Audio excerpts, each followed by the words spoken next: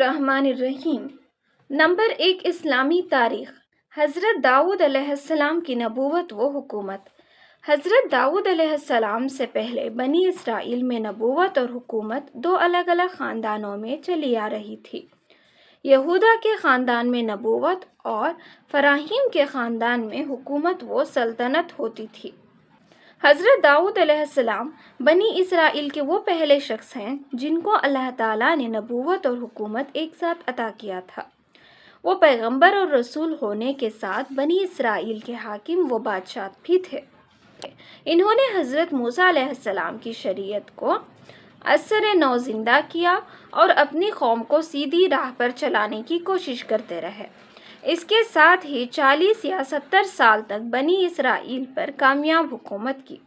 पहले 7 साल तक इनका दारुल हुकूमत हेब्रोन था, फिर यरूशलेम को अपना दारुल हुकूमत बनाया। थोड़ी ही मुद्दत में इनकी हुकूमत का दायरा शाम, इराक, फ़लस्तीन और शर्क़ उर्दन के अलावा दीगर ममालिक तक वसी हो गया था।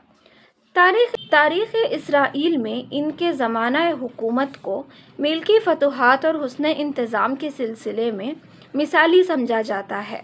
इन्होंने 100 साल की उम्र में अल्लाह की इबादत करते हुए इंतकाल फरमाया और शहर सीहून में दफन हुए। नंबर 2, अल्लाह की कुदरत, इंसानी अक़ल। अल्लाह ताला ने अपनी कुदरत से इंसान को अक़ल अता फरमाई, जिसकी वजह से वो बड़े बड़े कारनामे अंजाम देने की सलाहियत रखता है। यहाँ तक कि इसी अक़ल के ज़रिए बड़े बड़े सरकश व ताकतवर जानवरों को भी अपने कब्ज़े में कर लेता है। अगर इंसान की अक़ल ख़राब हो जाए तो वो सब कुछ भूल जाता है, यहाँ तक कि उसको अपनी भी खबर नहीं रहती। मगर ये अल्लाह ही की कुदरत है कि उसने इंसान को अक़ल अता फरमाकर दुनिया की चीज़ों से फ़ायदा उठाने का सलीक़ा अता फरमा दिया। नंबर 3, एक फ़र्ज़ के बारे में, वालिदैन के साथ अच्छा सलूक करना। कुरान में अल्लाह ताला फरमाता है, तुम्हारे रब ने फ़ैसला कर दिया है कि अल्लाह के अलावा किसी और की इबादत ना करो और वालिदैन के साथ एहसान का मुआमला करो। फ़ायदा, माँ बाप की खिदमत करना और उनके साथ अच्छा बर्ताव करना फ़र्ज़ है। नंबर 4, एक सुन्नत के बारे में, सुरमा लगाने का सुन्नत तरीक़ा।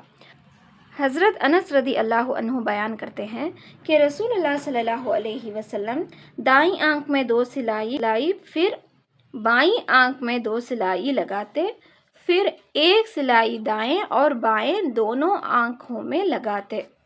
नंबर 5, एक अहम अमल की फ़जीलत, कुरान करीम की तिलावत करना।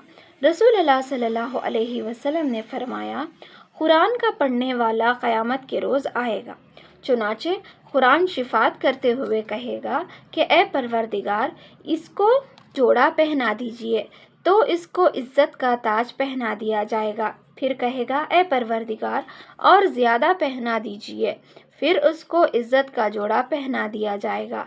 फिर कहेगा, इससे खुश हो जाइए, तो अल्लाह ताला इससे खुश हो जाएगा। इससे कहा जाएगा कि कुरान पढ़ता जा और दर्जों पर चढ़ता जा, और हर आयत के बदले एक एक नेकी बढ़ती जाएगी। नंबर 6, एक गुनाह के बारे में, बीवियों के दरमियान इंसाफ ना करना।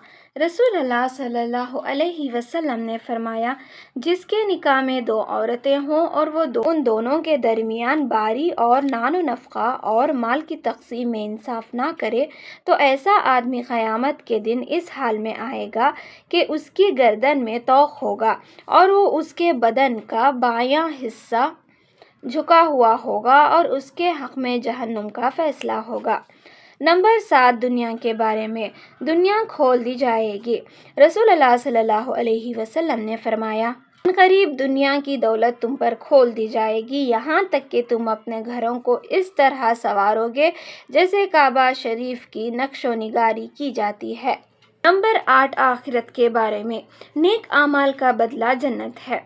कुरान में अल्लाह ताला फरमाता है, यही वो जन्नत है जिसके तुम अपने नेक आमाल के बदले वारिस बना दिए गए हो, और तुम्हारे लिए इसमें बहुत से मेवे हैं जिनमें से तुम खाते रहोगे। नंबर 9, कुरान से इलाज, बिच्छू के जहर का इलाज। हज़रत इब्न अब्बास रदी अल्लाह अन्हु कहते हैं کہ صحابہ رضی اللہ عنہم کی ایک جماعت کا گزر ایسی جگہ سے ہوا جہاں ایک شخص کو بچھو نے ڈس لیا تھا۔